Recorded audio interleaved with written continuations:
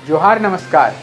झारखंड समेत देश दुनिया की तमाम बड़ी खबरों में से कुछ प्रमुख खबरों पर आइए नजर डालते हैं। जोहार दर्शकों, स्वागत है आपका आज के ताज़ा समाचार बुलेटिन में।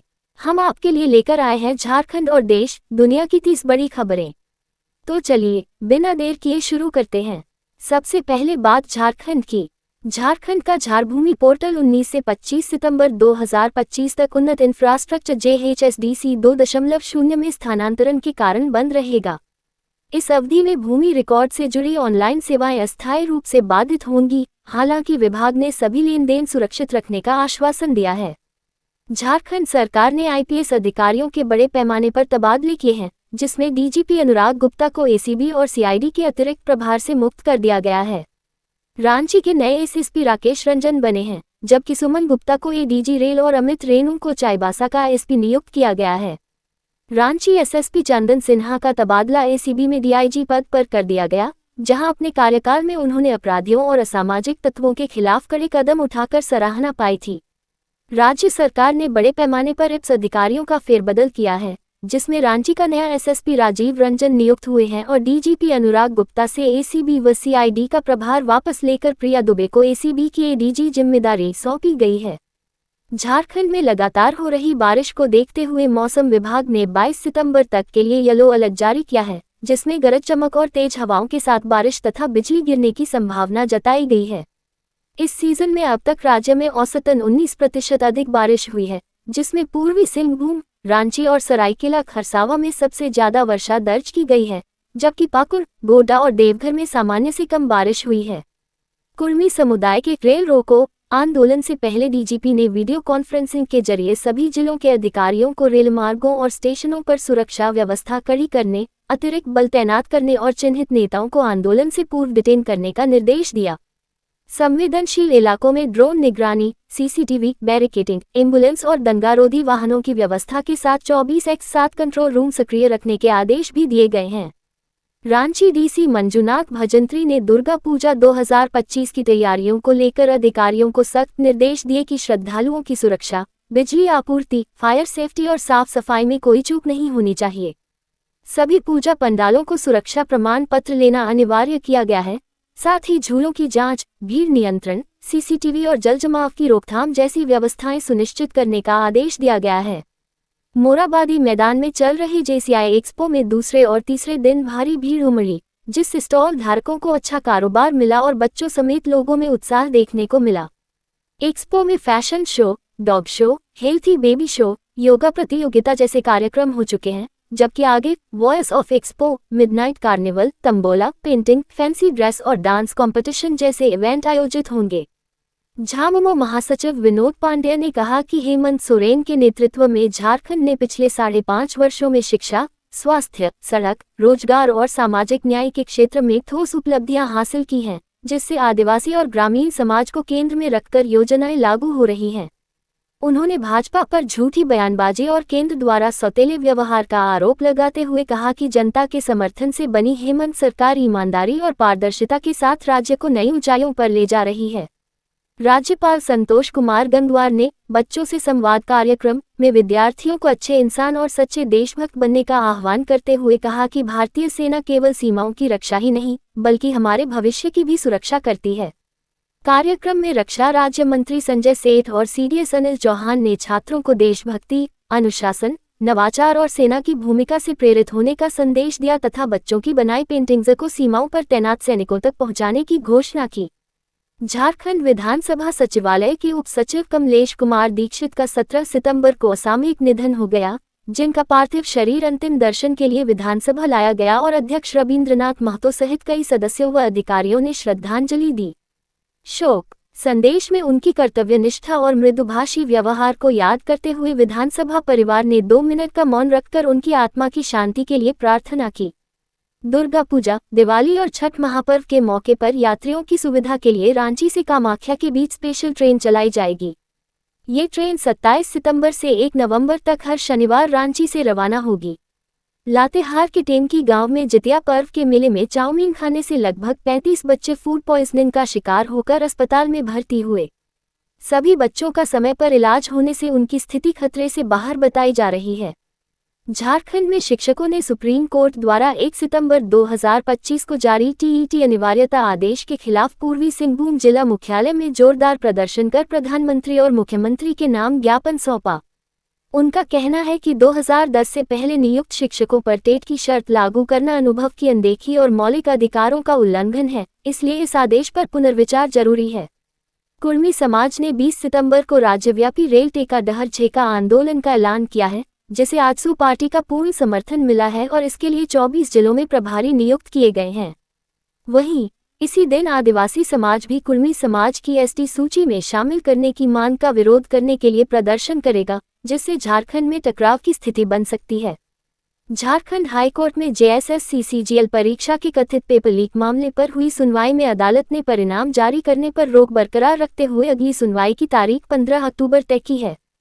याचिकाकर्ताओं ने सीबीआई जांच की मांग की, जबकि सरकार ने सबूतों की साख पर सवाल उठाए, जिससे यह मामला भर्ती प्रक्रिया की पारदर्शिता और हजारों अभ्यर्थियों के भविष्य से जुड़ा अहम मुद्दा बन गया है।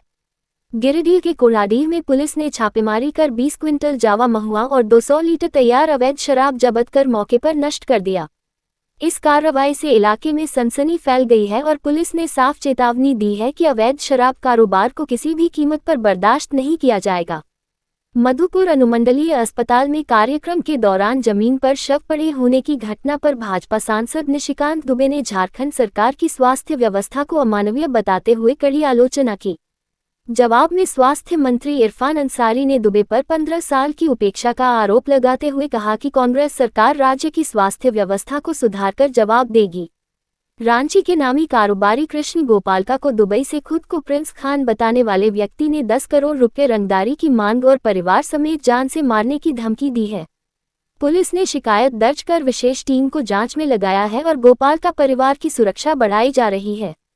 बिहार राज्य महिला आयोग अपनी 24वीं वर्षगांठ पर एक विशेष कार्यक्रम आयोजित कर रहा है, जिसका उद्घाटन मुख्यमंत्री नीतीश कुमार करेंगे और इसमें डिप्टी सीएम, राष्ट्रीय महिला आयोग की अध्यक्ष व अन्य गणमान्य अतिथि शामिल होंगे।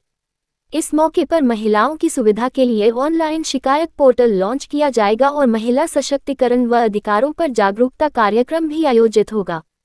पलामू एसपी रेशमा रमेशन ने ट्रक चालक से अवैध वसूली का वीडियो वायरल होने पर नावाबाजार थाना के एसआई राजेश बैठा को निलंबित करते हुए थाने के सभी सशस्त्र बलों को भी बदलने का आदेश दिया।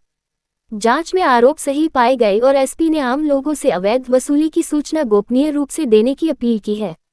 अब देखिए राष्ट्रीय सुर्खियां। नेपाल की अंतरिम प्रधानमंत्री सुशीला कर्की ने प्रधानमंत्री नरेंद्र मोदी से फोन पर बातचीत कर द्विपक्षीय सहयोग और नेपाल की राजनीतिक स्थिति पर चर्चा की तथा उनके 75वें जन्मदिन पर शुभकामनाएं दी।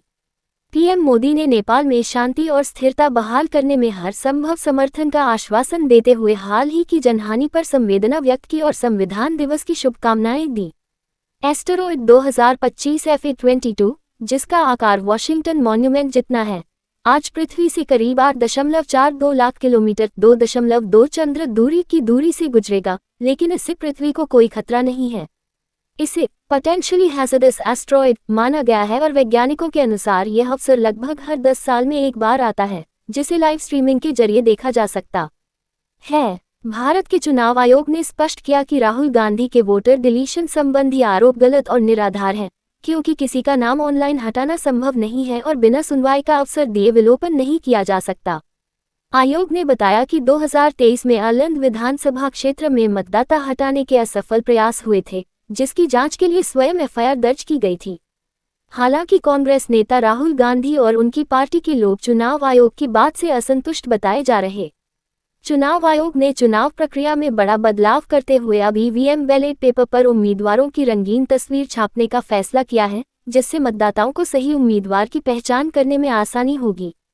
ये पहल सबसे पहले बिहार विधानसभा चुनाव से शुरू होगी और सफल रहने पर पूरे देश में लागू की जाएगी।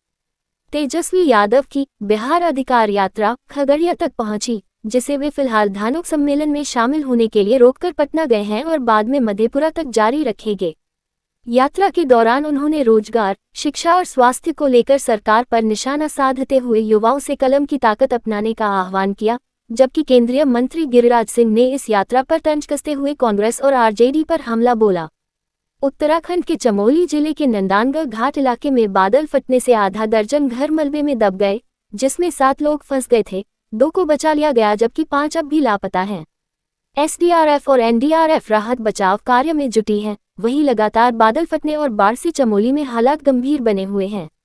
Electronics corporation of India limited (ECIL) ने टेक्निकल ऑफिसर के 160 पदों पर भर्ती निकाली है, जिसके लिए बीटेक डिग्री और न्यूनतम 1 साल का अनुभव जरूरी है और उम्मीदवार 22 सितंबर 2025 तक आवेदन कर सकते हैं। चयन शैक्षणिक योग्यता व अनुभव के आधार पर शॉर्टलिस्टिंग और इंटरव्यू से होगा। सफल उम्मीदवारों को पहले साल 25,000 रुपये से शुरू होकर चौथे साल तक 31,000 रुपये मासिक वेतन मिलेगा। वर्ल्ड एथलेटिक्स चैंपियनशिप के जेवलिन थ्रो फाइनल में भारत के नीरज चोपड़ा 84.03 मीटर के बेस्ट थ्रो के साथ 8वें स्थान पर रहे, जबकि पाकिस्तान के अरशद नदीम 82.75 मीटर के थ्रो के साथ 10वें स्थान पर रहकर बाहर हो गए। भारत के सचिन यादव 86.27 मीटर के थ्रो के साथ चौथे स्थान पर मेडल की दौड़ में बने हुए हैं, जबकि त्रिनिदाद एंड टोबैगो के केशॉन वालकॉट 88.16 मीटर के थ्रो से शीर्ष पर हैं। पटना में डीआरआई ने साधु वेश में छिपे 2 वन्यजीव तस्करों को पकड़कर उनके पास से ताज़ा तेंदुए की खाल और मॉनिटर लिजर्ड का अंग हथकड़ी बरामद किया। जांच में पता चला कि गिरोह शिकार और अवैध तस्करी में शामिल है, जो वन्यजीव संरक्षण अधिनियम 1972 और अंतर्राष्ट्रीय नियमों के तहत गंभीर अपराध है। 22 सितंबर 2025 से नया GSTR 9 फॉर्म लागू होगा, जो वित्तीय वर्ष 2024-25 के लिए 2 करोड़ रुपए से अधिक वार्षिक टर्नओवर वाले करदाताओं के लिए अनिवार्य होगा। इस संशोधित फॉर्म में ITC reversal, reclaiming, transitional credit और डेटा मिसमैच जैसी विस्तृत जानकारी देनी होगी, जिससे टैक्स प्रणाली अधिक पारदर्शी और डेटा आधारित बनेगी। ये थी आज की 30 बड़ी खबरें। अगर आप ऐसे ही अपडेट्स पाना चाहते हैं तो हमारे YouTube चैनल को सब्सक्राइब करें, Facebook पेज को लाइक करें और इस वीडियो को शेयर जरूर करें। फिर मिलेंगे अगले बुलेटिन में, तब तक के लिए जोहार और नमस्ते। तो कैसी लगी आपको हमारी ये खबर, ये हमें कमेंट बॉक्स में लिखकर ज़रूर से बताएं और ऐसे ही नवीनतम ताज़ा अपडेट्स, खास खबरों से रूबरू बने रहने के लिए बने रहें हमारे संग। कैमरा के पीछे से मेरा सहयोग कर रहे अजय महतो, आनंद चौहान के साथ मैं विजय दत्त पिंटू रांची।